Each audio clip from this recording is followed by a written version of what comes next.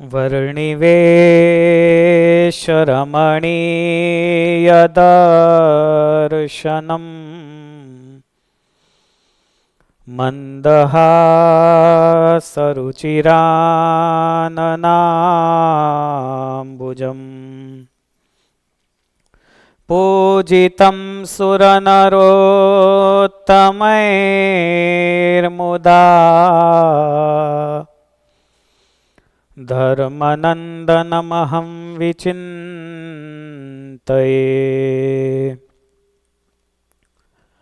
ॐ अवतारिणे श्री स्वामिनारायणाय नमो नमः। ॐ श्री हरिकृष्णाय नमो नमः। ॐ श्री पूर्णपुरुषोत्तमाय नमो नमः। ॐ श्री सहजानंद स्वामिने नमो नमः। बोलो स्वामीनारायण भगवान की जय। श्री हरि कृष्ण महाराज की जय। श्री लक्ष्मी नारायण देव की जय। श्री राधा कृष्ण देव की जय। श्री सियावर रामचंद्र भगवान की जय। श्री सिद्धेश्वर महादेव की जय। श्री विघ्न विनायक देव की जय। श्री कष्टभंजन देव की जय।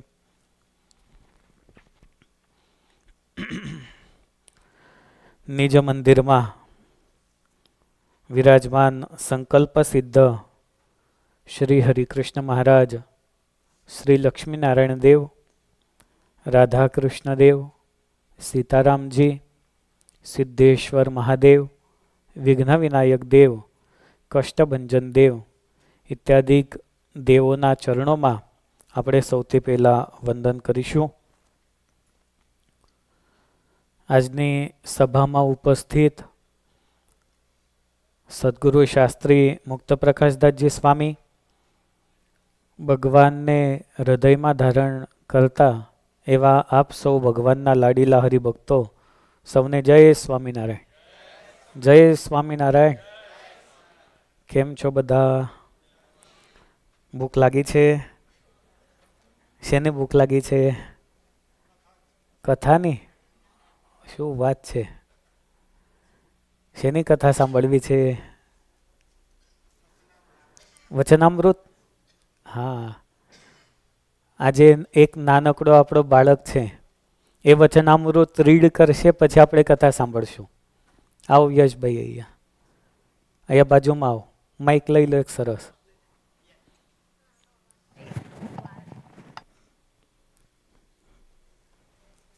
જય સ્વામિનારાયણ।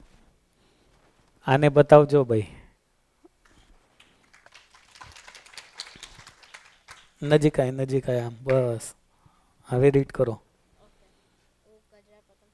હા, ગઢડા પ્રથમનું પહેલું અખંડ વૃત્તિનું સંવત 1876ના માક્ષર સુધી ચતુર્થીને દિવસ શ્રીજી મહારાજ શ્રી ગઢડા મધ્યે દાદા ખાચરના દરબારમાં સાધુની જાયગાને વિશે રાત્રિને સમય પધાર્યા હતા અને સર્વે શ્વેત વસ્ત્ર ધારણ કર્યા હતા અને પોતાના મુખારવિંદની આગળ સાધુ તથા દેશ દેશના હરિભક્તની સભા ભરાઈને બેઠી હતી। પછી શ્રીજી મહારાજે પ્રશ્ન પૂછ્યો, જે સર્વે સાધનમાં કયું સાધન કઠણ છે? ત્યારે સર્વે બ્રહ્મચારી સાધુ તથા ગ્રહસ્થી તેમને પોતાની સમજણ પ્રમાણે ઉત્તર કર્યો, પણ થયો નહીં। પછી શ્રીજી મહારાજ બોલ્યા, જે લ્યો અમે ઉત્તર કરીએ જે ભગવાનના સ્વરૂપમાં મનની અખંડ વૃત્તિ રાખવી, તેથી કોઈ સાધન કઠણ નથી। અને જે મનુષ્યની મનની વૃત્તિ ભગવાનના સ્વરૂપમાં અખંડ રહે છે, તેને તેથી બીજી અધિક પ્રાપ્તિ શાસ્ત્રમાં કહી નથી। જે ભગવાનની મૂર્તિ છે તે ચિંતામણી તુલ્ય છે। જેમ ચિંતામણી કોઈક પુરુષના હાથમાં હોય, તે પુરુષ જેને પદાર્થને ચિંતવે તે પ્રાપ્ત થાય છે, તેમ ભગવાનની મૂર્તિ વિશે જેના મનની અખંડ વૃત્તિ રહે છે તે તો જીવ, ઈશ્વર, માયા અને બ્રહ્મ એમના સ્વરૂપને જો જોવાને ઈચ્છે તે તત્કાળ દેખે છે તથા વૈકુંઠ, ગોલોક, બ્રહ્મહોલ એ આદિક જે ભગવાનના ધામ છે તે પણ દેખે છે. માટે ભગવાનના સ્વરૂપમાં અખંડ વૃત્તિ રાખવી તેથી કોઈ કઠણ સાધન નથી, પણ તેથી કોઈ મોટી પ્રાપ્તિ પણ નથી. જય સ્વામિનારાયણ. વાર તાળીઓથી વધાવો. કોને યાદ રહ્યું વચનામૃત? કયું વચનામૃત હતું? ગઢડા પ્રથમનું પહેલું. આ ઇંગ્લિશ મીડિયમમાં ભણનારો છોકરો.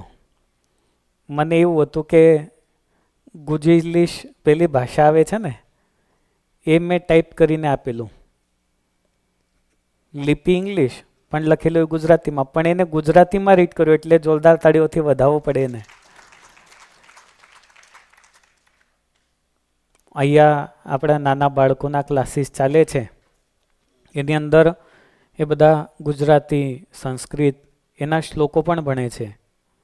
આપણે અંકિતભાઈ બેઠા છે, હમણાં ગયા પેલી બાજુ, અને વિજયભાઈ, એ બંને નાના બાળકોને ભણાવતા હોય. બહેનોમાં પણ નાની દીકરીઓને ભણાવવાવાળા બહેનો છે. એકવાર એ સંપૂર્ણ સ્ટાફને પણ આપણે તાળીઓથી વધાવીએ. તો આશ્ચર્ય એ થાય કે અહીંના બાળકોને ગુજરાતી આંકડાઓ એ બધી ખબર પડે છે, બોલતા પણ વાંચતા પણ આવડે છે. પણ ભારતમાં એવી સ્થિતિ થઈ છે અત્યારે, પોપટને તમે ભણાવો ને વેલકમ એટલે પોપટ વેલકમ બોલે, પણ ચોર આવે તોય વેલકમ બોલે. એવી સ્થિતિ ભારતમાં છે અત્યારે. ગુજરાતી ઘરમાં બોલાય એટલું આવડે પણ વાંચતા લખતા આવડતું. પણ સારું છે કે આ મંદિરના માધ્યમથી બાળકો ગુજરાતીના ક્લાસીસ કરતા હોય, આપણી માતૃભાષાને ભૂલતા નથી. બહુ સરસ મજાનું આ વચનામૃત છે. અખંડ વૃત્તિનું વચનામૃત છે. બહુ અઘરું નથી ને બહુ સહેલું નથી. સંવત 1876ના માક્ષર સુધી ચોથને દિવસ ગઢપુરમાં સાધુની જાયગાને વિશે રાત્રિને સમય મહારાજ પધાર્યા. સાધુની જાયગા કઈ આવી? બોલો, ગયા છો ને ગઢપુર? જે જગ્યાએ સંતોનું નિવાસ સ્થાન દરબારગઢમાં, એવા સમય રાત્રિને સમય મહારાજ ત્યાં પધાર્યા. રાત્રિ ક્યારે ચાલુ થાય?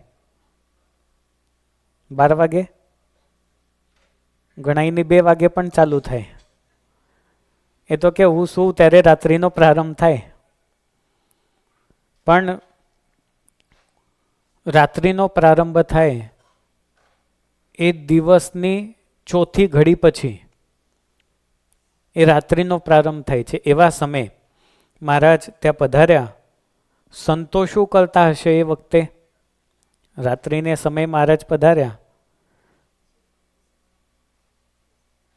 એ વખતે સંતો ભજન કરતા હતા. કોઈએ હાથમાં વાજિંત્રો લીધા હતા અને કીર્તનને પદો ગવાતા હતા. એ સાંભળીને મહારાજ સંતોની પાસે આવેલા છે કે અમારા સંતો ભજન કરે છે તો હું ત્યાં જઉં. એમ કરીને મહારાજ ત્યાં પધાર્યા. પછી મહારાજે શ્વેત વસ્ત્ર ધારણ કર્યા હતા. પછી મહારાજ આવ્યા એટલે બધા સંતોએ વાજિંત્રો મૂક્યા અને મહારાજને આસન બેસવા માટે આપ્યું. અને મહારાજને આગળ મહારાજ આવ્યા એટલે દેશ દેશના સંતોને હરિભક્તો પણ આવીને બેઠા. આ વાત એક સમજવા જેવી છે. જો તમારી પાસે કે તમે સંતો પાસે જાઓ અને સત્સંગની વાત પૂછવાની ઈચ્છા તમને થાય તો સમજવું કે સત્સંગ પ્રત્યે રુચિ છે. જેટલા સત્સંગ પ્રત્યેના પ્રશ્નો પણ જિજ્ઞાસા વૃત્તિથી ઉત્પન્ન થયેલા પ્રશ્નો એ જો મનમાં આવતા હોય તો એક વાત ચોક્કસ છે કે એમને અધ્યાત્મ વિશે રુચિ છે. વચનામૃત એ સંપૂર્ણ ગ્રંથ એ પ્રશ્ન અને ઉત્તર ઉપર લખાયેલો છે. મહારાજે પ્રશ્ન પૂછ્યા અને સંતોએ ઉત્તર આપ્યા હોય, કાં તો સંતોએ પ્રશ્ન પૂછ્યા હોય ને મહારાજે ઉત્તર આપ્યા હોય. તો પ્રશ્ન અને ઉત્તર એનાથી નોલેજ વધે છે. ગીતામાં કહ્યું ઉપદેક્ષંતિ તે જ્ઞાનમ પરિપ્રશ્નેન સેવયા. જ્ઞાનની પ્રાપ્તિ એક તો પ્રશ્ન અને ઉત્તરથી થાય. તમે કોઈ પણ વસ્તુ હોય એના રિલેટેડ જ્યારે પ્રશ્ન પૂછો ત્યારે એનું સોલ્યુશન થાય.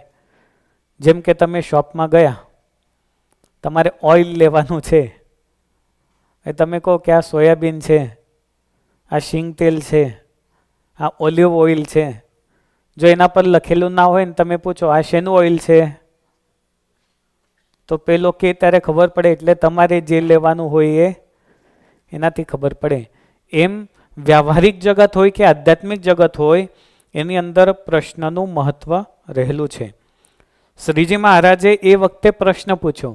વચનામૃત ગ્રંથનો સૌથી પહેલો પ્રશ્ન, સર્વ સાધનમાં કયું સાધન કઠણ છે? સાધન એટલે શું એ ખબર હોય તો ખબર પડે. સાધન એટલે શું? જુઓ, ઘણી વખત વાત થઈ છે સાધન, સાધ્ય, સાધક અને સાધના, આ 4 શબ્દ છે. સાધક હોય એ શું કરે છે? સાધના કરે છે. જ્યારે સાધક સાધના કરે છે તો બંને વચ્ચેની જે અવસ્થા હોય એને સાધન કહેવાય. ત્યારે સાધન કરનાર એ સાધક બને છે અને એ બંનેનું સક્સેસફુલ રિઝલ્ટ એને સાધ્ય કહેવાય છે. હવે આ સમજવું થોડું અઘરું પણ છે, પણ તમે સમજી શકો એમ છો.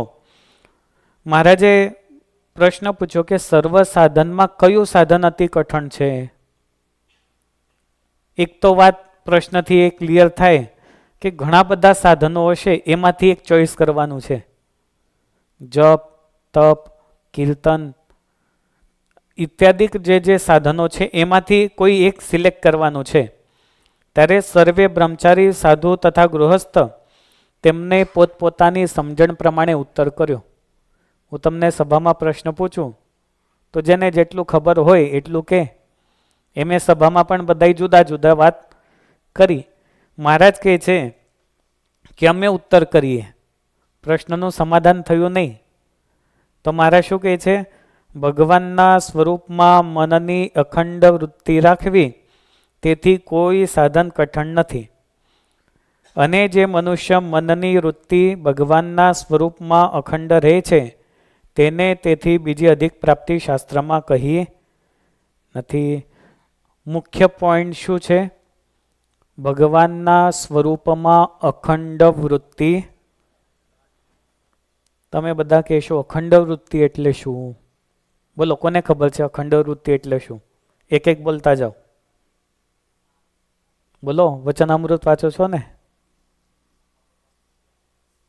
ઘનશ્યામભાઈ? ભગવાનનું ધ્યાન કરવાનું. બોલો આ બાજુ. હૃદયમાં રાખવાના. શરદભાઈ બોલો.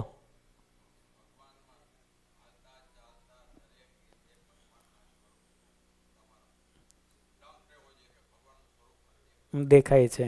આ બાજુ દાદા, મનુ દાદા એટલે શું?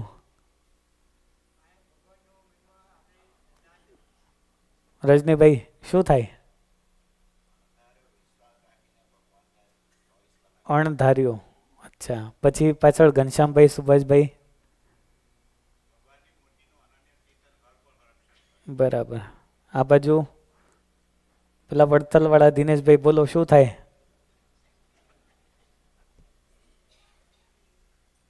કંઈ નહીં, તમે જે કહેશો આ છું. અખંડ વૃત્તિ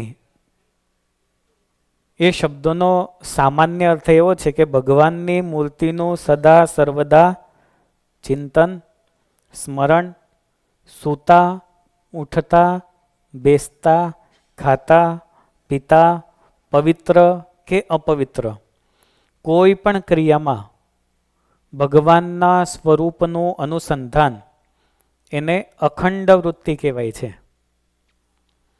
હવે વૃત્તિ શબ્દ છે ને એના ઘણા બધા અર્થશાસ્ત્રમાં બતાવેલા છે. જેમ કે હું તમને 3 અર્થ બતાવું એના.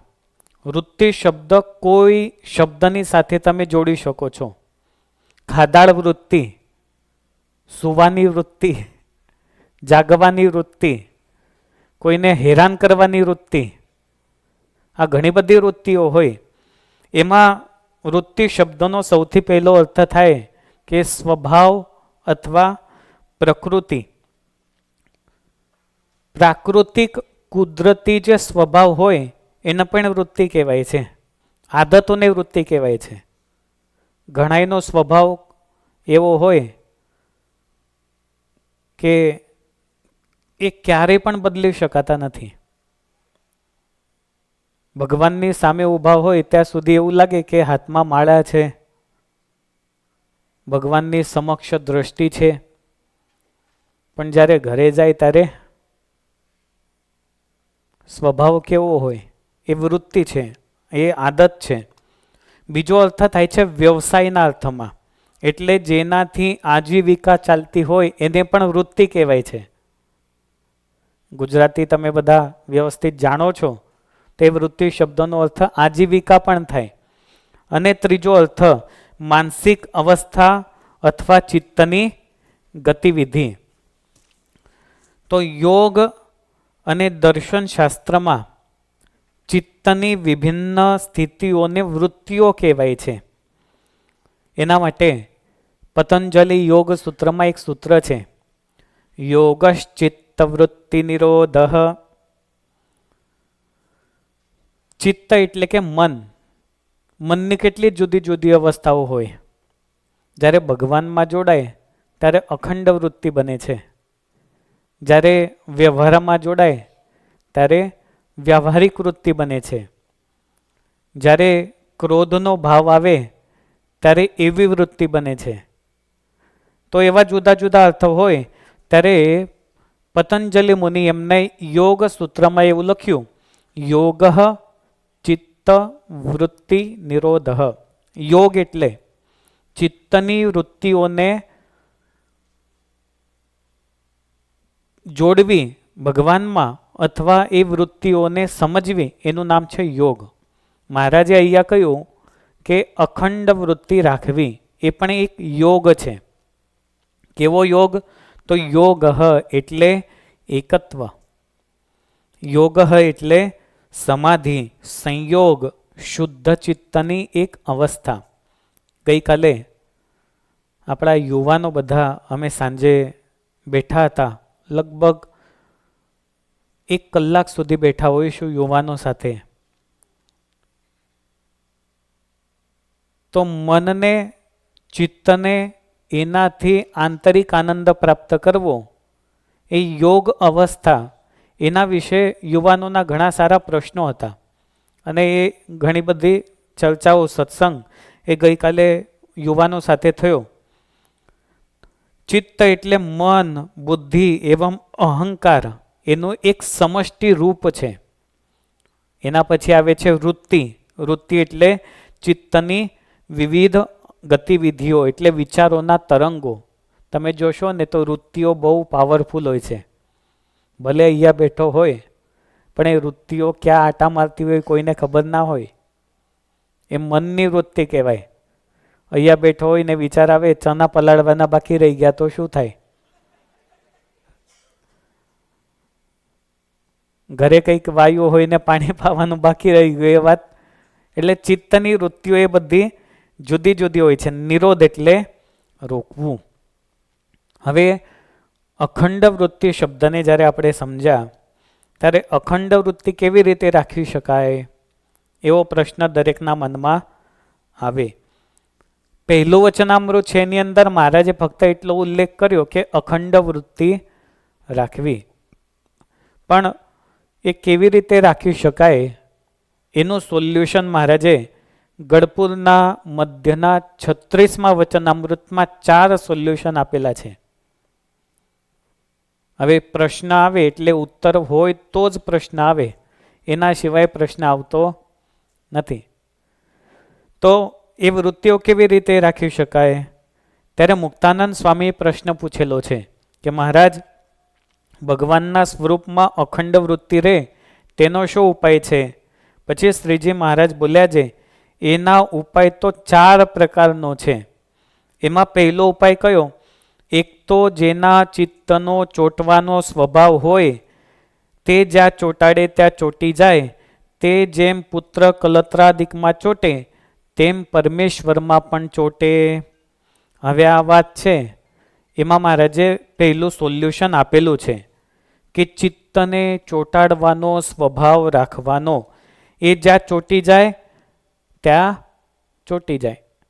સહજ અને સ્વાભાવિક હોય કે પોતાના દીકરાઓ અથવા પોતાના પરિવારમાં એ ચિત્ત જલ્દી ચોંટી જતું હોય. મહારાજે વચનામૃતમાં પણ કહ્યું, ભાગવતમાં પણ આ વાતનો ઉલ્લેખ છે. એકત્વમ અજરમ પાશમ આત્મન કવયો વિદુઃ સૈવ સાધુષુ કૃતો મોક્ષદ્વારમ અપાવૃતમ. જેવો એ જીવને પોતાના સંબંધીને વિશે દ્રઢ પ્રસંગ છે તેવો ને તેવો જ ભગવાનના એકાંતિક સંતને વિશે થાય તો એ જીવને મોક્ષનું દ્વાર ઉઘાડું થઈ જાય છે. પ્રથમનું 54મું વચનામૃત એની અંદર આ વાત કરેલી છે. ચિત્તને ગમે ત્યાં ચોંટાડવું પડે, નહીં તો એ તો કેવું છે, ચારે બાજુ આટા મારે. આજે દુનિયામાં મોટા મોટા બિઝનેસમેન હોય કે આધ્યાત્મિક ક્ષેત્રમાં જે પ્રવીણ થયેલા હોય એવા લોકો પોતાના મનને પકડે છે, ચિત્તને પકડે છે, અને તો જ એ કોઈ પણ ક્ષેત્રમાં સફળ થઈ શકે છે. બાકી નામ હોય ભગત અને કામ કરતા હોય ઠગતના તો એ જીવનનો કોઈ પણ અર્થ રહેતો નથી. આવે મંદિરમાં પણ જો ઉથલા પાથલીના જ ધંધા કરતા હોય તો એ જીવનનો કોઈ અર્થ રહેતો નથી. તો ચિત્તને ક્યાં ચોંટાડવું? ભગવાનમાં ચોંટાડવું. મહારાજ કહે છે કે જેમ પુત્ર કલત્રાદિકમાં ચોંટે છે તેમ ભગવાનમાં મનને ચોંટાડી દેવું તો અખંડ વૃત્તિ થાય. સનાતન ધર્મના ઇતિહાસના પાનામાં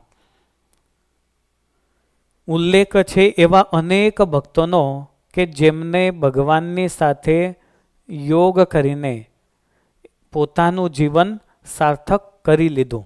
એમાંના એક છે મેવાડના મીરાબાઈ. કેવું જીવન હતું? મેવાડના મીરાબાઈની વાત તો તમે સાંભળી છે ને. રાણી હતા અને એટલું બધું એમની પાસે પદ હોવા છતાં પણ બધો જ ત્યાગ કર્યો, મેવાડ રાજ્યનો ત્યાગ કર્યો અને કૃષ્ણ ભક્તિ માટે તેઓ આવી ગયા. હવે જેની પાસે રાજ, સત્તા, પદ, ધન, ધાન્ય બધું જ હોય એ જો આ માર્ગે લાગતા હોય તો એમાં કંઈક હોય તો જ લાગે ને અખંડ વૃત્તિમાં.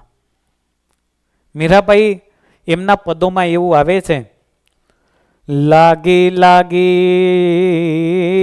સબ કહે લાગી હો યશોરોય હमें तो ऐसी लगी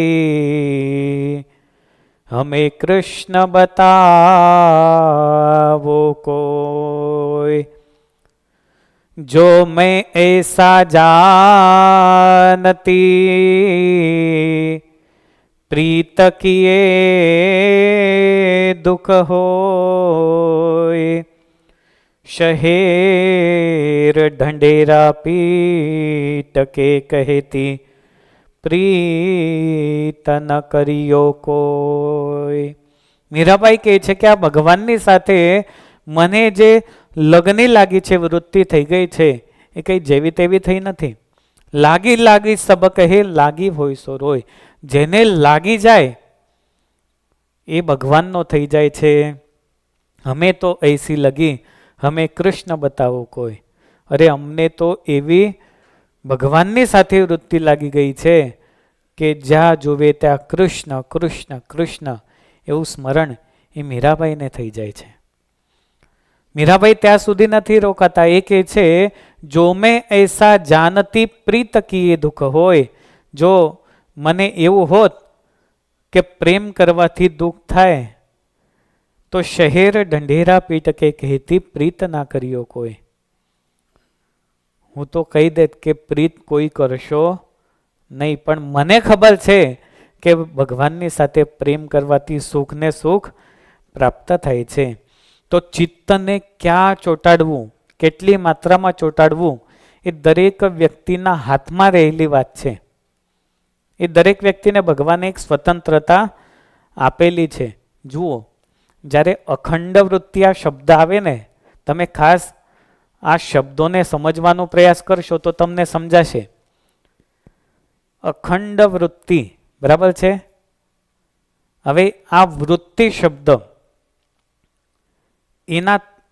એની સાથે બીજા બે શબ્દ સમાનાર્થક થાય. એક તો વૃત્તિ, વાસના અને આસક્તિ.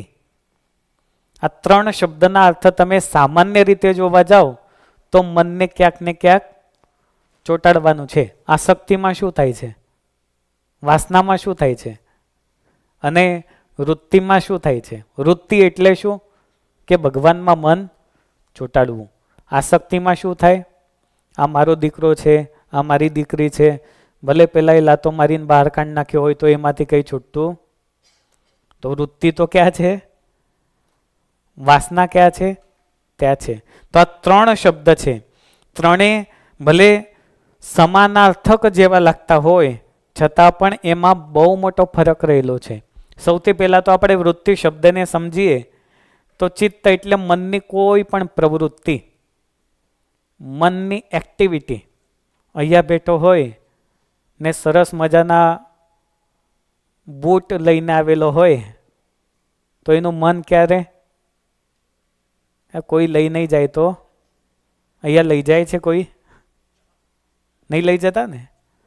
આપણ ખાસ કરીને ક્યાંક તીર્થયાત્રામાં ગયા હો તો આ પ્રશ્ન ઘણો બધો રહેતો હોય.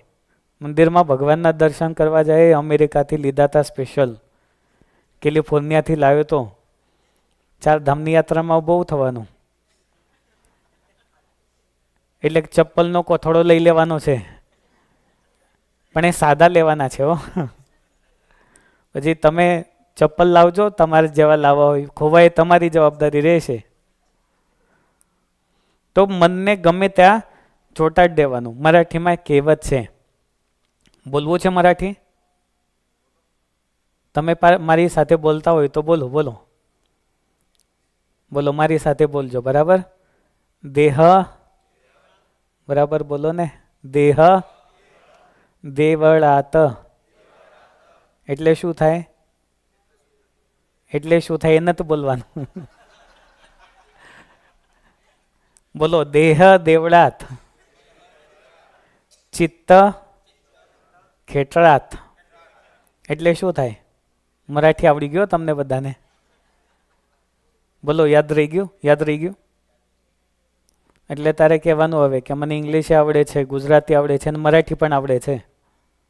કોઈ કે મરાઠી બોલતો કહેવાનું દેહ દેવળાત ચિત્ત ખેટળાત. એટલે શરીર મંદિરમાં ને મન ક્યાં હોય? ચપ્પલમાં.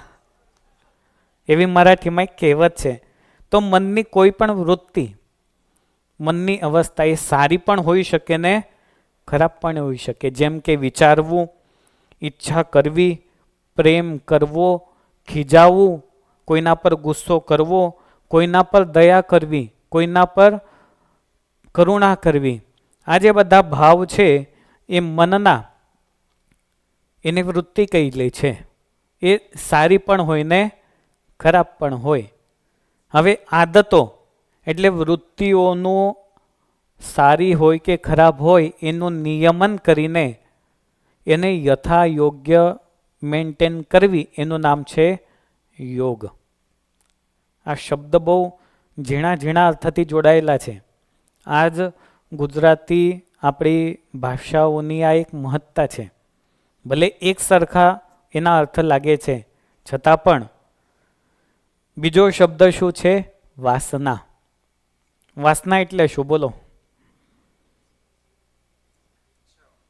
ઈચ્છાઓ. એ તો વૃત્તિમાં પણ આવ્યું. બોલો ભગત, શું થાય વાસના એટલે? લોલુપતા. હવે વાસના શબ્દનો અર્થ છે કે જન્મ જન્માંતરથી એકત્રિત થયેલી ઈચ્છાઓ અથવા સંસ્કાર. કોઈ વ્યક્તિને તમાકુ ખાવાનું વ્યસન હોય, વચનામૃતમાં આવે છે કે આ જન્મનું છે કે પૂર્વજન્મના કર્મોનું એ ફળ છે. તો મહારાજે શું જવાબ આપેલો છે? પૂર્વજન્મના સંસ્કારો, એના આધારે વ્યસનો આવે છે. તો તમે કહો કે ફલાણા ભાઈનો ફ્રેન્ડ થયો એટલે મને તમાકુનું વ્યસન પડ્યું, પણ એ તમારા પૂર્વજન્મનો સંસ્કાર ત્યારે ઉદય થવાનો હોય એટલે વ્યસન પડ્યું. તો વાસના એટલે જન્મ જન્માંતરથી એકત્રિત થયેલી ઈચ્છાઓ તથા સંસ્કાર. વાસના કર્મ તથા વિચારોને પ્રભાવિત કરે છે. કર્મ અને વિચારો, એનાથી ખબર પડે કે આ જીવ કેવો હશે. એક શબ્દ બોલો એટલે જાણકાર સમજી જાય કે આ ભાઈ વાસનાવાળો છે. જેનાથી જે વ્યક્તિ બોલે છે એ અજાણ હોય છે હંમેશા. એને એમ હોય કે આ લોકોને કોઈને ખબર નથી, પણ સામેવાળાને ખબર પડતી હોય. એટલે વાસના એ મૂળ કારણ છે જેનાથી વૃત્તિ અને કર્મનો જન્મ થાય છે. ઉદાહરણ આપું તમને. જેનો સ્વભાવ ખાઉધરો હોય, ખાઉધરો ખબર પડે ને? ખાઉધરો હોય એટલે ખાવાનો સ્વભાવ હોય. એટલે ભલે ગમે તેટલી સારી કથા ચાલતી હોય, પણ કિચનમાંથી ભજીયાની સુગંધ આવે એટલે જલ્દી પૂરું થાય તો ગરમા ગરમ ભજીયા મળશે, નહીં તો મન ક્યાંટવાઈ જશે, નહીં તો ઠંડુ ઠંડા ભજીયા મળશે તો ઓછા ખવાશે. તો ખાઉધરો સ્વભાવ એટલે કેટલા બધા વિચાર વારે વારે મન ત્યાં, અલ્યા શેના ભજીયા હશે? મિક્સ વેજીટેબલના હશે, મેથીના હશે, બટેટાના હશે, એમાં હોલતી હોય તો વિચાર કરે કે રતાડા પૂરી હશે. તો બધાને જુદા જુદા વિચાર આવે. આ તો એક એક્ઝામ્પલ આપ્યું. તો જે પૂર્વજન્મથી આ શરીરમાં આવેલું એ ક્યારેય દૂર નથી થતું. ઘણાઈને તમે આ વાસનાથી દૂર કરવા માટે ગમે એટલા પ્રયાસ કરો, એ 24 કલાક જો ગમે એની કથા સાંભળે ને તોય સુધરતા નથી. ભલે ગમે એટલી માળાઓ લઈને ફરે, ગમે એટલી કથાઓ સાંભળે, પણ પૂર્વજન્મના સંસ્કારો, એ મનની મલિનતા, એ નિર્દોષ ભાવથી ભગવાન કે સંતની સાથે જોડાય તો જ દૂર થાય, બાકી થઈ શકતી નથી. પછી એની અંદર ઘણું બધું વિસ્તૃત વિશ્લેષણ કરેલું છે, પણ આપણે ક્યારેક આનો ટોપિક આવે ત્યારે એના વિશે વિચાર કરીશું. અને જન્મ જન્માંતરના જે સંસ્કારો હોય ને એ ક્યારેય જતા નથી. આપણા સંપ્રદાયનું એક પ્રસિદ્ધ દ્રષ્ટાંત છે. કાઠિયાવાડમાં ગાધકડા નામનું ગામ છે. કોઈ ગયા છો ત્યાં? ગાધકડા ખબર તો છે ને? ગાધકડા ગામ છે. તો એ ગાધકડા ગામમાં એક મહારાજના ભક્ત થયા, નાગજી ભક્ત. જ્યારે જ્યારે ગઢપુર આવે ને એટલે મહારાજને કે મહારાજ તમે બધે જ જાઓ છો પણ ગાધકડા આવતા નથી, ક્યારેક સંતો ભક્તોને લઈને અમારી બાજુ પણ કૃપા દ્રષ્ટિ કરો. હવે નાગજી ભક્તની વાત નથી, આ બધાએ પોતાના ઉપર વિચારવાનું છે. ઘણા વિચાર કરે તો એમની વાત છે, આપણી નથી. એટલે આપણા પોતા પર પણ આ વાત વિચારવી જોઈએ. નાગજી ભક્ત હતા. મહારાજને ગઢપુર વારે જ્યારે જાય ત્યારે મહારાજ તમે આવતા જ નથી, તમે આવતા જ નથી, આવને પધારો ને ગાધકડા. એટલે એક વખત મહારાજ એ બાજુ નીકળ્યા હશે, ભટવદલ જવાનું હશે, તો વચ્ચે ગાધકડા ગામ આવ્યું. મહારાજને અચાનક સ્મરણ થઈ આવ્યું કે આ ગામમાં પેલા નાગજી ભક્ત રહે છે, એ વારે વારે કહે છે. એટલે મહારાજ ગામના પાદરમાં રોકાયા, સાથે સંતો ભક્તો કાઠી દરબારો બધા હતા. મહારાજે એક પાર્ષદ દ્વારા સમાચાર મોકલાયા કે પેલા ભગતને તેડી લાવો, આપણે એમના ઘરે પધરામણી કરવાની છે. બહુ પ્રેમવાળા હરિભગત છે, વર્ષોથી કહે છે મારા ઘરે આવો, મારા ઘરે આવો.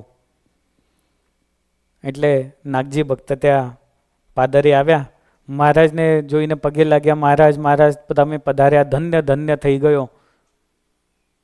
મહારાજ કહે છે ભગત, તમે ઘણાય વર્ષોથી અમને કહો છો કે તમારા ઘરે પધરામણી કરાવી છે, તો ચાલો અમે આવી ગયા છીએ, તમારું ઘર ક્યાં છે?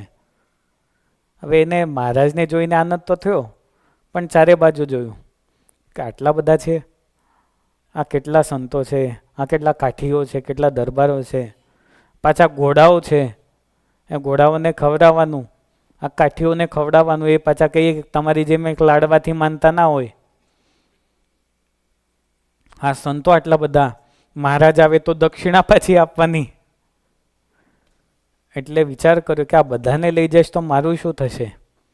હવે મહારાજને ના પણ ના પાડી શકે, કેમ કે ગઢપુર જઈને વારે વારે મહારાજને બધા સામે વિનંતી કરેલી છે. અહીંયા મહારાજ સામેથી કહે છે. એટલે મહારાજને કહે છે સારું મહારાજ, કંઈ વાંધો નહીં, ચાલો મારી સાથે. એટલે પેલા ભગત આગળ, પાછળ મહારાજ, અને પાછળ સંતો ને ભક્તો બધા ચાલ્યા જાય. અધ વચ્ચે ગામની વચ્ચે પહોંચ્યા એટલે મહારાજ કહે કેટલું દૂર છે હજી તમારું ઘર? અરે મહારાજ હજી થોડું આગળ છે. થોડા આગળ ગયા, કેટલું દૂર છે તમારું ઘર હજી? મહારાજ બસ હવે થોડુંક જ છેટું છે, બસ અહીંથી આમ જવાનું છે ખાલી. મહારાજ કહે છે વાંધો નહીં, અમે ચાલીએ છીએ. ત્રીજી વખત મહારાજે પૂછ્યું કે હવે કેટલું દૂર છે? મહારાજ બસ થોડું જ આગું છે. હવે એમ કરતા કરતા ગામના બીજા પાદરે પહોંચાડ્યા. મહારાજ કહે છે ભગત તમારું ઘર ક્યાં છે? આ તો પાદર આવી ગયું. અરે મહારાજ, આ તો ભૂલ થઈ ગઈ, મારું ઘર તો વાહે રહી ગયું ક્યારનું. મહારાજ મારું ઘર તો હવે બહુ દૂર છે, પાછળ રહી ગયું. મને તમારી મૂર્તિનું સ્મરણ કરતા કરતા એ બધું, પણ એવું હતું. એને કયો ભાવ આવેલો? જો મહારાજ સાથે આવું કરી શકતા હોય તો આપણી શું વાત છે? હવે તો મહારાજ હતા, મહારાજ માન્યા હતા. એટલે દુનિયામાં એવા પણ ચીટિંગ કરનારા લોકો છે કે જે ભગવાન સાથે કરે, એટલે આપણી સાથે કોઈ કરે ને તો બહુ હર્ષ શોક નહીં કરવાનો, તો ભગવાન સાથે પણ કરનારા હોય છે એવા નંગ, આજે પણ છે એવા. તો મહારાજ કહે છે કે સારું, કંઈ વાંધો નહીં, તમારું ઘર પાછળ રહી ગયું. પેલા ભગત કે મહારાજ હવે તમે કોઈ એમ કરીએ, પાછા જવું છે કે શું કરવું છે? મહારાજ કહે છે બસ કંઈ જવું નથી હવે પાછું, અમારે ભટવદર પહોંચવું છે એટલે અમે અહીંથી નીકળીએ છીએ. પેલા તો ખુશ ખુશ થઈ ગયા. કહેવાનું તાત્પર્ય શું છે જુઓ, આમાં ત્રણ વસ્તુ દેખાઈ આવે. એક તો પૂર્વજન્મના એવા સંસ્કારો એમના, કે એ લોભના સંસ્કારો કે ધન પ્રત્યેની વાસનાના સંસ્કારો. એટલે ભગવાન જેવા ભગવાન જો આવે તો એમને પણ ઓળખી શકાતા. એના લીધે શું થયું? એક તો પૂર્વજન્મનો સંસ્કાર એ ઉત્પન્ન થયો. આ બધાને જોઈને મનમાં આસક્તિનો ભાવ નિર્માણ થયો કે અરે આ બધું વપરાઈ જશે તો, અને મનની વૃત્તિઓએ આ જુદા જુદા વિચાર કર્યા. છેલ્લો શું પરિણામ આવ્યું? ભગવાન એના ઘરે આવી શક્યા નહીં. તો મહારાજ ત્યાંથી આગળ નીકળી ગયા. એટલે આવી જે વૃત્તિઓ હોય એ ગમે ત્યાં ચોટી શકતી હોય છે. આ વાસનાનો ભાવ છે. એટલે પહેલો શબ્દ શું હતો? વૃત્તિ. બીજો શબ્દ શું હતો? વાસના. અને હવે એનાથી પણ પાવરફુલ શબ્દ છે આસક્તિ. આસક્તિનો અર્થ શું થાય? કોઈ પણ વસ્તુ પ્રત્યે ચોટી જવું, એનું નામ છે આસક્તિ. મહારાજે શું કહ્યું ઉપાયમાં? કે પુત્ર કલાત્રાદિકમાં મન ચોટે એ રીતે ભગવાનમાં મન તો ચોટાડી દેવું. એ વૃત્તિ શબ્દ માટે મહારાજે કહ્યું તો આસક્તિ ને વૃત્તિ શબ્દનો એક થયો કે ના થયો? અર્થ એક થયો ને? પણ આસક્તિ શબ્દનો અર્થ અહીંયા બીજો છે. કોઈ પણ વસ્તુ પ્રત્યે મનનું ચોંટવું એનું નામ છે આસક્તિ. ટૂંકમાં એ એક ઈચ્છા પૂર્ણ થાય એટલે એની આદત બની જાય. એક વખત સ્મોક કર્યું એટલે બીજી વખત કરવાનું, તો પછી જ્યારે મરે ત્યારે કહે કે હું મરું ત્યારે મારી બાજુમાં પણ સિગરેટ મૂકજો, બાટલાઓ મૂકજો. એટલે વ્યસન માટે એવું કહેવાય છે, એનું વ્યસન મરે ત્યારે એની સાથે જાય. પણ જેને સંપ્રદાય સત્સંગનો આવો યોગ થાય એને વ્યસન મટાડવું કઠણ હોતું નથી. સ્વામિનારાયણ સંપ્રદાયનું વિશ્વમાં સૌથી મોટું કાર્ય જો કોઈ હોય તો વ્યસન મટાડવાનું કાર્ય છે. આજે સમજો, ગુજરાતમાં તો 250 વર્ષથી પાયા નખાયા છે, પણ મહારાષ્ટ્ર જેવા પ્રાંતમાં, ખાનદેશ જેવા પ્રાંતમાં, તમે ખાનદેશમાં આમાંથી કોણ આવેલા છો? સુભાષભાઈ આવેલા છો ખાનદેશ? ભાલોદ આવ્યા હતા ને? કોણ આવ્યા હતા? પેલા ભરત કાકા આવ્યા છે, આ બાજુ કિરણભાઈ આવ્યા છે. એ તમારે બધાને આવું નથી ખાનદેશ? કોણ લઈ જાય? તો અમને કોને? અમે લઈ જઈશું ને બધાને. ઘણી વખત છે ને, સત્સંગનો મહિમા સમજવો હોય ને તો બધે વિચરણ કરવું પડે ને જોવું પડે. ખાનદેશ એક એવો સત્સંગ છે કે એના માટે એવું કહેવાયું કે ખરા ભક્ત કહીએ ખાન દેશ હેતે પ્રભુને ભજે હંમેશા. આજે પણ એ પ્રદેશમાં તમે બધા એકાદશી કરો છો, હળદર ખાવ છો, લીલા ધાણા ખાવ છો. ગુજરાતમાં તો લગભગ બધું એકાદશીના દિવસે ચાલે. મેં તો ત્યાં સુધી સાંભળ્યું કે સૂકા વટાણા ના ચાલે, પણ લીલા વટાણા પણ ખાવાવાળા છે. આ તો હાલે, લીલું છે એટલે બધું હાલે. પણ એ ખાનદેશમાં આજે પણ હળદર નથી ખવાતી, આજે પણ લોકો મીઠું નથી ખાતા, પ્યોર એકાદશી કરે. એવો પ્રદેશ ખાનદેશ. કેટલાક વર્ષોથી ત્યાં એક કુસંગ એટલે થોડા વ્યસની લોકો થયા, એ દારૂમાં કો કે ખાવા પીવામાં કો. પણ ગુજરાત જેવા પ્રદેશને અવારનવાર સંતોનો યોગ થયો. જ્યારે મહારાજ હતા ત્યારે સ્વયં પ્રકાશાનંદ સ્વામી અને મંજુકેશાનંદ સ્વામી, આ બે સંતો ત્યાં ખાનદેશમાં વિચરણ કરવા માટે ગયા. એમના પછી સદગુરુ ગોપાળાનંદ સ્વામી એમને શિક્ષાપત્રીનું ટ્રાન્સલેશન મરાઠીમાં કર્યું. આ લગભગ તમને ખ્યાલ નહીં હોય, પણ સદગુરુ ગોપાળાનંદ સ્વામી કંઈ જેવા તેવા સંત નહોતા. સંસ્કૃત ભાષા હોય એમાં એટલા માહિર, મરાઠી ભાષામાં માહિર હતા. કેમ કે વડોદરા સુધી મરાઠાઓનું શાસન હતું. અમદાવાદ સુધી જે પેશવા કહેવાય ને એ બધા મરાઠા કહેવાતા. અને મરાઠા એટલે કે જેને સંપૂર્ણ દક્ષિણ ભારતનું રક્ષણ કર્યું, જ્યાં મુઘલોને પહોંચવા દીધા નહીં. આજે પણ એ લોકોના લોહી એવા ઉકળતા સંસ્કૃતિ માટે, એવા મરાઠાઓનું શાસન હતું. એટલે સદગુરુ ગોપાળાનંદ સ્વામી એમને મરાઠીમાં શિક્ષાપત્રીનું ટ્રાન્સલેશન કર્યું. ત્યાર પછી લગભગ સંતો ત્યાં જતા ઓછા થયા. હવે અમેરિકામાં સંતો સમરમાં આવે, કેટલા બધા આવે, પણ જ્યારે શિયાળો હોય ત્યારે, અત્યારે લીલી ધરતી થાય પછી સૂકી ધરતી થાય. એમ ખાનદેશ માટે પણ કહેવાતું કે ત્યાં કશું મળતું નથી એટલે કોઈ જતા નહીં. પણ સદગુરુ ગોપાળાનંદ સ્વામીના શિષ્ય સદગુરુ બાલમુકુદાસજી સ્વામી, મહાન સમર્થ સંત, એમના શિષ્ય સદગુરુ શાસ્ત્રી કૃષ્ણપ્રિયદાસજી સ્વામી, એમના તો એટલા બધા પરચા કે ગામમાં પંક્તિ થઈ, મહારાષ્ટ્રના એક ગામમાં, અને પંક્તિમાં બધું ખૂટી ગયું. તો બધાને ચિંતા થઈ કે સ્વામી ધાર્યા કરતાં 3 ગણા લોકો આવ્યા ખાવા માટે, આખું ગામ આવ્યું, બધું ઘટી ગયું, હવે શું કરવાનું? એ લાકડી પોતાના હાથમાં રાખતા કે ચાલો ક્યાં ઘટ્યું છે હું જોઈ લઉં. બધા કે ઢાંકી દો, એના પર ખાલી પોતાની છડી અડાડી અને કે હવે ખોલો. બધા પાત્ર પાછા છલકાઈ ગયા એવા સંત સદગુરુ શાસ્ત્રી કૃષ્ણપ્રિયદાસજી સ્વામી, એમના શિષ્ય સદગુરુ શાસ્ત્રી નીલકંઠદાસજી સ્વામી. એ કૃષ્ણપ્રિયદાસજી સ્વામી એમને પાછું ખાનદેશમાં આવવાની શરૂઆત કરી. એમના શિષ્ય સદગુરુ શાસ્ત્રી નીલકંઠદાસજી સ્વામી અને એમના શિષ્ય સદગુરુ શાસ્ત્રી ધર્મપ્રસાદદાસજી સ્વામી, જે અમારા ગુરુ છે, એમના તમે બધાય દર્શન કર્યા છે.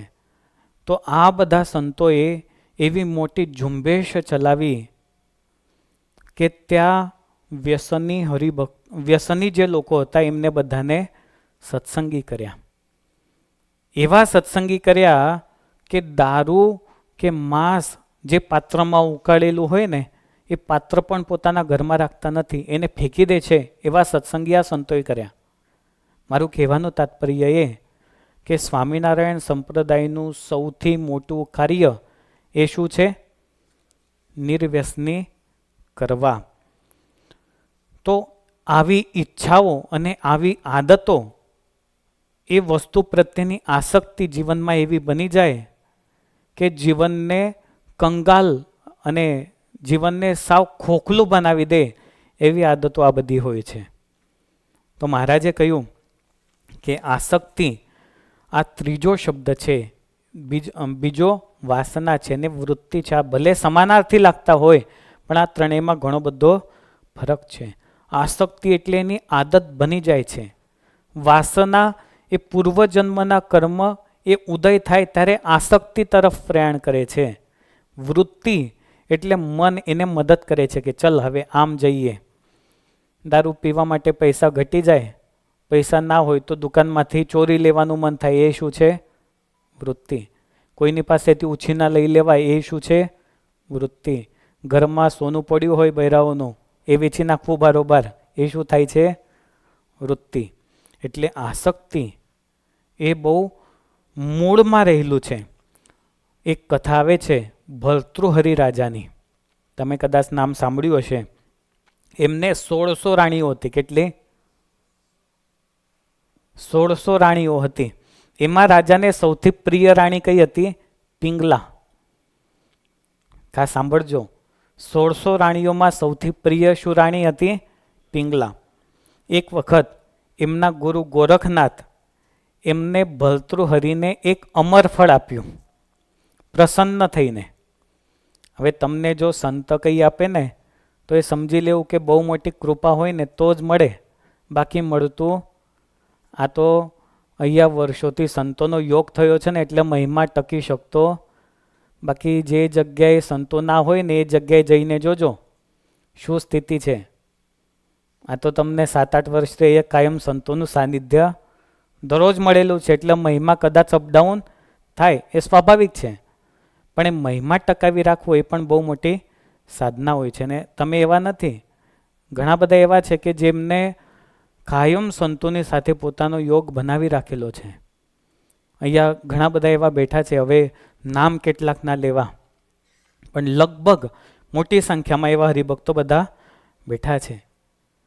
ગુરુ ગોરખનાથે એમને પ્રસન્ન થઈને ફળ આપ્યું, અમર ફળ, અને કહ્યું કે જાઓ રાજાના તમે જમજો. હવે રાજાએ જોયું કે ગુરુના આશીર્વાદ છે, પણ પોતે ફળ ના ખાધું. એને શું કર્યું? એની પ્રિય રાણી પિંગલા એને આપ્યું. 1600માંથી જે એક હતી એ પિંગલાએ ફળ તો લીધું, પછી એને શું કર્યું? શું કર્યું? એને અશ્વપાલને આપ્યું. એનો જે એક અશ્વપાલ હતો ને નોકર, એને ના ખાધું, એને ત્યાં ટ્રાન્સફર કર્યું. અશ્વપાલે ફળ ના ખાધું, એને કોને આપ્યું? એક નર્તકીને આપ્યું. એક જ ફળ છે, રાજાને મળ્યું, રાજાએ રાણીને આપ્યું, રાણીએ નોકરને આપ્યું, નોકરે ડાન્સરને આપ્યું, નર્તકીએ એ પાછું ફળ કોને આપ્યું? રાજા કહે છે આ મારી, મેં આપેલું રાણીને, આ પાછું મારી પાસે ક્યાંથી આવ્યું? અને પણ કોના માધ્યમથી આવ્યું? એટલે રાજાએ આખો ક્રમ, એનું ચિત્ર પોતાના મનમાં સમજી લીધું. અને નીતિશાસ્ત્ર એની અંદર શ્લોક લખાયો યામ ચિંતયામિ સતતમ મયિ સા વિરક્તા સાપ્યન્યમિચ્છતિ જનમ સજનોન્યસક્તઃ અસ્મત્કૃતે ચ પરિતુષ્યતિ કાચિદન્યા ધિક્તામ ચ તમ ન મદનમ ચ ઇમામ ચ મામ ચ. રાજા પોતાના મનના વિચારો લખે છે. રાજા કહે છે કે હું જેનું રાત દિવસ ચિંતન કરું છું, 1599 એટલી રાણીઓને નેગ્લેક્ટ કરીને જેને પ્રેમ કરું છું, એને મેં ફળ આપ્યું, એ મારાથી ઉદાસ છે? એને ફળ બીજાને આપી દીધું? એ રાણી અશ્વપાલમાં મસ્ત છે. પાછો અશ્વપાલ કોનામાં મસ્ત છે? જે પુરુષને આપ્યું એ બીજી સ્ત્રીમાં આસક્ત છે. અને એને જે સ્ત્રીને ફળ આપ્યું એ સ્ત્રી મારામાં આસક્ત છે, એટલે મારી સુધી ફળ આવ્યું. ધિક્તમ જીવનમ, આવું જીવન ધિક્કાર છે, આવો સંસાર ધિક્કાર છે. રાજાને મનમાં બહુ દુઃખ થયું અને બધો સંસારનો ત્યાગ કર્યો, રાજ્યનો પણ ત્યાગ કર્યો ને ક્યાં ગયા? વનમાં નીકળી ગયા. આસક્તિ આનું નામ છે. આ બધે કનેક્ટિવિટી રાખે છે. હવે એનો ક્રમ બહુ લાંબો છે, પણ ક્યારેક એની વિશેષ વાત થાય ત્યારે તમને કહીશું. તો આવી આસક્તિ છે. તો પહેલાં વાસના હોય, પૂર્વજન્મના કર્મ તથા સંસ્કારો, એનાથી વૃત્તિઓ ઉઠે છે, જુદી જુદી વિચારો આવે છે, અને એ વૃત્તિઓ પછી ક્યાં દ્રઢ થાય છે? આસક્તિમાં દ્રઢ થાય છે. તો મહારાજે આ બધાથી દૂર કરીને એક ઉપાય બતાવ્યો કે અખંડ વૃત્તિ રાખવી હોય તો મનને પરમેશ્વરના સ્વરૂપમાં ચોંટાડી દેવું. હવે આ અર્થ વાસના કે આસક્તિના અર્થમાં નથી. બાહ્ય વૃત્તિઓને ભગવાનમાં જોડી દેવી, એનું નામ શું છે? મનને ભગવાનમાં ચોંટાડવું. હવે સૌથી મોટો પ્રશ્ન આટલું સમજ્યા પછી એ થાય કે શું આપણું મન આવી વૃત્તિઓ, મનના તરંગો એ આવી રીતે ભગવાનમાં ચોંટે છે ખરા? આ સૌથી મોટો પ્રશ્ન છે. ખાલી બેઠા બેઠા આવીને કથા સાંભળવી કલાક સુધી, પછી સરસ મજાનું અઠવાડિયાનું એક હાથે ઝાપટી લેવાનું અને ઘરે જવાનું, એનો કોઈ અર્થ રહેતો? જીવનમાં પરિવર્તન આવવું જોઈએ. 1 કલાક, 1.5 કલાક, 2 કલાક જે સત્સંગ કરીએ છીએ એનાથી જો જીવનમાં પરિવર્તન ન આવે તો જીવનનો શું અર્થ? એટલે આ વચનામૃતની કથાઓ એટલા માટે જ છે, આ સત્સંગ એટલા માટે જ છે કે આ પોતાની સાથે મેચ કરવાનું. નહીં તો પથ્થર ઉપર પાણી રેડ્યું, સુકાયું હતું પાછું એવું ને એવું. કૂતરાની પૂંછડી વાંકીને, પેલું ખબર છે ને, કૂતરાની પૂંછડીમાં પાઇપ ભરાઈને મૂકો એટલે કેવી થાય? એ પાછું પાઇપ કાઢી નાખો એટલે હતી એવી ને. એટલે એવી સ્થિતિ ના થવી જોઈએ. એટલે અહીંયા દરેક બેઠેલા ભક્ત, તમને કદાચ થોડું સાંભળવામાં કઠણ પણ લાગતું હોય, પણ ટકોર કરવી આ વ્યાસપીઠ પરથી એક અમારો ધર્મ છે. પછી એક્સેપ્ટ કરવું એ ના કરવું એ તો અમેરિકાના હરિભક્તોની પોતાની મેન્ટાલિટી જુદી જુદી હોય. એ સ્વામી તો કીધા રાખે. હવે આપણે કરવાનું એટલે આપણે કરવાનું કે નહીં કરવાનું આપણા હાથની વાત છે. તો આવો વૃત્તિનો અભ્યાસ કરવાનો. પાણવી ગામના પુંજા ભક્ત, પુંજા શું નામ હતું એમનું સંપૂર્ણ? પુંજા ડોડિયા. હા, તમે બધા પૂછવું એટલા માટે કે તમને ખ્યાલ છે કે નહીં એટલા માટે. એમનું ગામ કયું હતું? હમણાં તો બોલ્યો, પાણવી ગામ છે. હવે કાઠિયાવાડમાં ગામ છે, કારિયાણીની બાજુનું ગામ છે. એમના મનમાં પહેલેથી એવું હતું કે મારે મહારાજની ભગવાનની પ્રાપ્તિ કરવી છે. વાત તો બહુ લાંબી છે પણ ટૂંકમાં કરું. ભગવાનની પ્રાપ્તિ કરવી છે, ભગવાનના દર્શન કરવા છે, એવી તાલાવેલી જીવનમાં. આત્મહત્યા કરવાનો પ્રયાસ કર્યો. આકાશવાણી થઈ કે અત્યારે પ્રગટ પુરુષોત્તમ નારાયણ પ્રગટ થયા છે, ગઢપુરમાં વિરાજે છે, એમના સંતો ગામમાં આવ્યા છે, એમની પાસે તું જાત અને ભગવાનનો યોગ થશે. ત્યાંથી દોડતા દોડતા ગામમાં આવ્યા. 4 સંતોના દર્શન થયા. પૂછ્યું, આમાંથી ભગવાન કોણ? સંતો કહે છે, અમે કોઈ ભગવાન નથી. અમારા ભગવાન તો ક્યાં છે? ગઢપુરમાં છે. પછી સંતોનો યોગ થયો, વર્તમાન ધારણ કર્યા, મહારાજના દર્શન થયા છે. અને ત્યારથી નક્કી કર્યું કે જ્યારે પણ આજુબાજુના ગામમાં મહારાજ આવે એટલે મારે અવશ્ય દર્શન કરવા માટે જવું. એવો સત્સંગ થયો કે ખાતા પીતા ઉઠતા બેસતા અખંડ ભગવાનની વૃત્તિ એ મનમાં રાખે.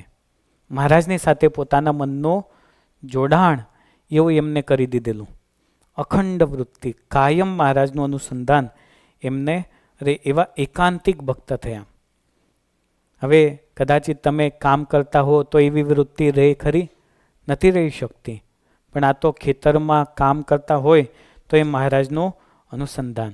એમને આજુબાજુના હરિભક્તોને કહી રાખેલું કે જ્યારે પણ સ્વામિનારાયણ ભગવાન પધારે તો મને જાણ કરજો. એક વખત મહારાજ કારિયાણી પધાર્યા. કારિયાણીના દરબાર કોણ હતા? વસ્તા ખાચર કે માચા ખાચર? તો વસ્તા ખાચર કોણ હતા? હા, કારિયાણીના દરબાર વસ્તા ખાચર, માચા ખાચર એ તો દરબારો ઘણા બધા હોય. પણ કારિયાણીમાં એવું કહી રાખેલું કે મહારાજ જ્યારે આવે ત્યારે અમને તમે તેડાવજો, દર્શન કરવા છે મહારાજના. મહારાજ એક વખત અણધાર્યા કારિયાણી આવીને ઊભા રહ્યા. હવે આ હરિભક્તોને પણ ખબર નહોતી કે મહારાજ કારિયાણી પધારવાના છે. જેવા દરબારગઢમાં મહારાજ પ્રવેશ કરે છે, આગતા સ્વાગતા કરી મહારાજને સ્થાન આપ્યું. પછી દરબારે વિચાર કર્યો કે મને પૂંજા ભગતે કહેલું છે કે સમાચાર તરત આપજો. એટલે દરબાર તો નીકળ્યા નહીં, પણ ત્યાં ગંગારામ દવે કરીને એક સારા ભગત હતા, બ્રાહ્મણ, એમને બોલાવીને કહ્યું કે જાઓ તમે, જેટલું જ સત્વરે જવાય એટલા જાઓ અને પૂંજા ભગતને સમાચાર આપો કે મહારાજ કારિયાણી પધાર્યા છે. ગંગારામ દવે ત્યાંથી નીકળ્યા સમાચાર આપવા માટે. એ વખતે પૂંજા ભગત ખેતરમાં કંઈક કામ કરતા હશે, સાતી હાંકતા હોય. સાતી એટલે શું? હળ હાંકતા હતા. એ શેનાથી હકાય? બળદથી હકાય. તો એ બળદો જોડીને કામ કરતા હતા. હવે ગંગારામ દવે દૂરથી જોયું ને બૂમ પડી, ભગત મહારાજ કારિયાણી પધાર્યા છે, દરબારે સમાચાર મોકલાયા છે. એટલે તો બહુ રાજીના રેટ થઈ ગયા. બળદને દોરડું છોડીને મૂક્યું અને એમને પાછા ઘરે વળાવી દીધા. હવે તમે જેને બળદ હાંક્યા હોય એને ખબર પડશે કોને કોને હાંક્યા છે બળદ. જનકભાઈ નહીં? બળદને તમે આમને આમ દોરડું મૂકી દો ને ગાડા પર, એટલે બરોબર એ ક્યાં જઈને ઊભું રહે? ઘેર જ જઈને ઊભું રહે. પાછું સવારનો ટાઈમ થાય એટલે પાછું ક્યાં આવીને ઊભું રહે? એ બળદ જેવા બળદ હરકા ચાલે છે, પણ માણસ હજી સીધો ચાલવા તૈયાર. એને મૂકો એટલે પાછો પોતાના રસ્તે, ત્યાંથી મૂકો એટલે પાછો પોતાના ઠેકાણે આવીને ઊભો રહે. તો એમને મૂક્યા અને પાછા નીકળ્યા ક્યાં? મહારાજના દર્શન માટે. ખાધું કાંઈ નથી, વાળું કરવાનું બાકી. બપોરનું જમણવાર શું કહેવાય છે? વાળું કહેવાય ને, ભાથું કહેવાય. અને સાંજનું જમણવાર એને વાળું કહેવાય. બરાબર. એ ભાથું કરવાનું એમને બાકી. પાણી પીવા પણ ન રોકાય. ત્યાંથી એમને એમ નીકળી ગયા. હવે આ બાજુ જ્યાં નીકળ્યા અને મહારાજે દરબારને કહ્યું કે હવે અમારે અહીંથી પાછું સારંગપુર જવાનું છે. આ વસ્તા ખાચર કે અલા મહારાજ પેલા આવે છે હજી? મહારાજ કે અમે નીકળી, અમારે ઉતાવળ છે. એટલે મહારાજ ત્યાંથી નીકળી ગયા સીધા સારંગપુરના રસ્તે. આ દોડતા દોડતા હાંફતા હાંફતા આવ્યા. ક્યાં છે મહારાજ, ક્યાં છે? દરબાર કે મહારાજ તો અત્યારે સારંગપુર તરફ નીકળ્યા છે. પૂંજા ભગત ત્યાં એક ક્ષણ પણ રોકાયા નથી. દરબાર કરે, ભગત પાણી તો પીતા જાઓ. પાણી બાણી કંઈ પીવું નથી, બસ મહારાજના દર્શન કરવા છે. એમ કરીને ત્યાંથી ઉઘાડા પગે, જમીન કેવી હોય પાછી? ગરમ થઈ હોય. એ પણ કાઠિયાવાડની જમીન. આજે સવારે શરદભાઈને અમે વાત કરતા હતા, કાઠિયાવાડનું જીવન કેવું હતું? બધું અઘરું હતું. સૌરાષ્ટ્રની ભૂમિ આજે આ જાઓ જલાલી દેખાય છે, પાણી પહોંચ્યું ત્યાં, પણ એવો કપરો સમય ત્યાં હતો. એટલે મહારાજ કાઠિયાવાડમાં તો પોતાનું વાસ્તવ્ય બનાવ્યું, રહેવાનું સ્થાન, પણ સંતોને ક્યાં રાખતા? વડતાલમાં રાખતા. એ જે મોટી ધર્મશાળા છે ને, એમાં સંતોને મહારાજ કાયમ ત્યાં રાખતા. તો મહારાજ સારંગપુર જતા હતા, જમીન ગરમ થયેલી, એના પર પૂંજા ભગત ચાલતા હતા. અચાનક મહારાજ કહે છે કે અમારે હવે ક્યાંક વિસામો લેવો પડશે.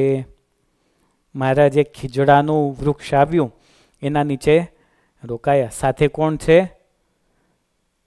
નાજા જોગ્યા એમની સાથે હતા, મહારાજ સાથે. મહારાજને કહે છે કે લાવો, અમને તરસ લાગી છે, પાણી પીવું છે. એટલે ભંભલી એ પાણીની હતી, એ આપી મહારાજને. મહારાજે પાણી પીધું. એક વખત પીધું, બીજી વખત પીધું, મહારાજની તરસ छिपाती. હા, નાજા જોગ્યા કે આવું મહારાજ તો ક્યારેય કરતા નથી. પાણી પીવે, તરત પાણી માગે. એટલે મહારાજ પાછા ખીજડા ઉપર ચડ્યા અને આમ ચારે બાજુ જોવે. નીચેથી નાજા જોગ્યા કે શું જુઓ છો ઉપરથી? અરે આ તરસ छिपाती નથી, એનું કારણ જોઉં છું, શું છે? તો પેલા દૂરથી પેલો દોડતો દોડતો આવે છે ને અમારા દર્શન માટે, એને તરસ લાગી છે. મહારાજ નીચે ઉતર્યા, પાણીની ભંભલી હાથમાં લીધીને સામે એને તેડવા માટે ગયા છે. એ વખતે મહારાજે પોતાની ચાકડીઓ પણ પહેરી નથી. આવા ભગવાન મળ્યા કે જેને ચાકડીઓ પણ બાજુમાં મૂકી સામે તેડવા માટે જાય. પૂંજા ભગત આવ્યા, મહારાજ એમને ભેટી પડ્યા છે. પહેલાં તો એમને પાણી પાયું છે. તો આવી વૃત્તિ, અખંડ વૃત્તિ હોય ને, તો જો ભગતને તરસ લાગે તો મહારાજને પણ તરસ લાગે. એ મહારાજની પણ તરસ छिपाई નહીં. એટલે આપણે કહીએ ને, ઘરમાં મહારાજ હોય તો એમને થાળ અવશ્ય ધરાવવો જોઈએ. આવું સરસ મંદિર મળ્યું હોય, આવા ભગવાન મળ્યા હોય તો એમને ક્યારેક ક્યારેક થાળ કરાવવા, ક્યારેક ક્યારેક સભાઓ લખાવવી. આપણા માધ્યમથી કોઈના સ્વરૂપમાં અહીંયા ભગવાન આવીને ઊભા રહે, એ આપણને ખબર ના હોય કેવા સ્વરૂપમાં આવે. તો આપણું પ્રસાદ, આપણું ધન, આપણું અન્ન એ સહેજે સહેજે કોના પેટમાં જાય? એવા મહારાજ પણ ગ્રહણ કરે. કોઈનું જીવન કેટલું પવિત્ર છે આપણને ખબર નથી. ખાસ કરીને અત્યારે એવા સમયમાં જીવીએ છીએ કે ચારે બાજુ ફક્ત એક નેગેટિવિટી વધારે દેખાઈ આવે કે ફલાણો તો આવો જ છે, ફલાણો સાધુ આવો ને ફલાણો તેવો. પણ ક્યારેક પોતા વિશે પણ વિચાર કરવો કે હું કેવો છું, હું કેટલો સારો સત્સંગી છું, હું કેટલા સારા કાર્ય કરું છું, હું મંદિરના હિતના કાર્ય કરું છું કે અહિતના કાર્ય કરું છું, મારો સ્વભાવ ઘમંડી છે કે કેવો છે. આવો જ્યારે વિચાર થાય ને, ત્યારે ભગવાનની ભક્તિ કે મહિમા એ પોતાને ખ્યાલ આવે. બીજો કે એનાથી વધારે ના આવે. પોતે વિચાર કરે તો વધારે ખ્યાલ આવે. તો આવી અખંડ વૃત્તિ એ મહારાજ પ્રત્યે રાખવાનો એક પ્રયાસ એ આપણે કરવાનો છે. એટલે મહારાજે પહેલો ઉપાય શું બતાવ્યો? પોતાના ચિત્તને, વૃત્તિઓને ક્યાં ચોંટાડવી? મહારાજમાં ચોંટાડવી. તો ચાલો એક સરસ મજાનું પદ અહીંયા આપણે બોલીશું અને આપણું ચિત્ત એ મહારાજમાં જોડવાનો પ્રયાસ આપણે કરીશું. બધા બોલશો ને? બધાએ બોલવાનું છે. સીધા બેસી જાઓ.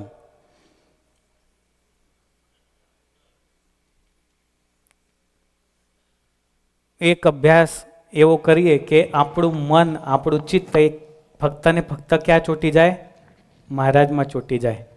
પાછળ કાઉન્ટર ઉપર જે સેવા કરે છે એ પણ થોડુંક આમાં જોડાઈ જજો. કેયુરભાઈ, સેવા તો તમે બહુ સારી કરો છો બધા, પણ અત્યારે થોડુંક આપણે આપણા માટે પણ કંઈક કરીએ. સોનેરી મોડિયું સુંદર, સોનેરી મોડિયું, સોનેરી મોડિયું ધર્મ કુંવરનું. સોનેરી મોડિયું સુંદર, સોનેરી મોડિયું, સોનેરી મોડિયું ધર્મ ધર્મ કુંવરનું. મોતીડે મોડિયું સુંદર મોતીડે મોડિયું, મોતીડે મોડિયું રસિક સુંદરનું. મોતીડે મોરિયું સુંદર, મોતીડે મોરિયું, મોતીડે મોરિયું રસિકા સુંદરનું. સોનેરી મોડિયું સુંદર, સોનેરી મોડિયું. હવે આ મહારાજના દર્શન કરવાના. પછી મહારાજનું મોડિયું કેવું છે, મહારાજે કેવું મોડિયું ધારણ કર્યું છે એ દર્શન કરવાના. હવે મહારાજના ભાલનું વર્ણન આવે છે, તો મહારાજના ભાલના દર્શન કરવાના. મહારાજનું ભાલ કેવું છે એનું સરસ વર્ણન છે.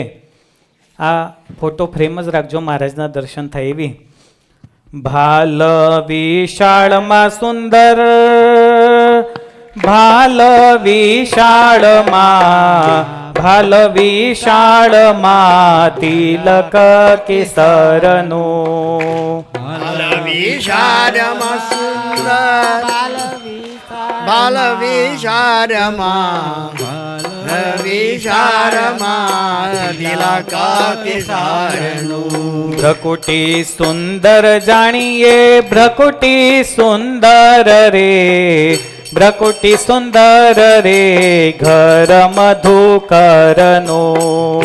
પ્રકૃતિ સુંદર, ભ્રકુટી સુંદર રે, ભ્રકુટી સુંદર રે ઘર મધુકરનું. જુઓ મહારાજનું ભાલ કેવું છે, તો ભાલ વિશાળમાં સુંદર, ભાલ વિશાળમાં તિલક કેસરનું. તમે ક્યારે મહારાજના તિલકના દર્શન કર્યા છે? આજે આપણે મહારાજના ભાલના દર્શન કરીએ, તિલક કેસરનું. ભ્રકુટી સુંદર જાણીએ, ભ્રકુટી, ભ્રકુટી એટલે શું? પાપણો. તે મહારાજની પાપણોના દર્શન કરવાના. કેવા એકદમ સુંદર રળિયામણા આપણને લાગે છે. હવે મહારાજના કુંડળનું વર્ણન આવે છે. કુંડળ ક્યાં હોય? કાનમાં હોય. કરણે કુંડળિયા કાજો, કરણે કુંડળિયા, કરણે કુંડળિયા જડિયેલ મોતીએ. કરણે કુંડળિયા રાજો, કરણે કુંડળિયા, કરણે કુંડળિયા જડિયેલ મોતીએ. ગોળ કપોળ મારુડા, ગોળ કપોળમાં, ગોળ કપોળમાં ઝળળ જ્યોતિએ. ગોળ કપોળ મારુડા, ગોળ કપોળ કપોળમાં જળ જ્યોતિએ. મહારાજના કુંડળ, કરણે કુંડળિયા કાજુ, કરણે કુંડળિયા. કાનમાં જે મહારાજે કુંડળ ધારણ કર્યા છે, કેટલા રળિયામણા છે. જડિયેલ મોતીએ, સુંદર મજાનો મોતી, ચમકાટ કરતો એવો મોતી. એવા મહારાજે એક કુંડળિયા ધારણમાં કર્યા છે. જળળ જ્યોતિએ, એવા ચમકીલા એક કુંડળ, એની શોભા એ મહારાજથી શોભાયમાન થાય છે. હવે મહારાજના નેત્રોનું વર્ણન છે.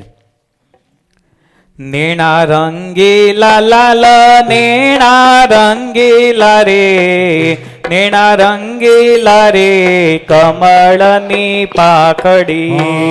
નેણા રંગીલા લાલ, નેણા રંગીલા, નેણા રંગીલા રે કમળની પાખડી. પ્રેમાનંદ નિરખી છબી, પ્રેમાનંદ નિરખી, પ્રેમાનંદ નિરખી ઠરી છે આખલડી. પ્રેમાનંદ નિરખી છબી, પ્રેમાનંદ નિરખી, પ્રેમાનંદ નિરખી હરી છે આખડી.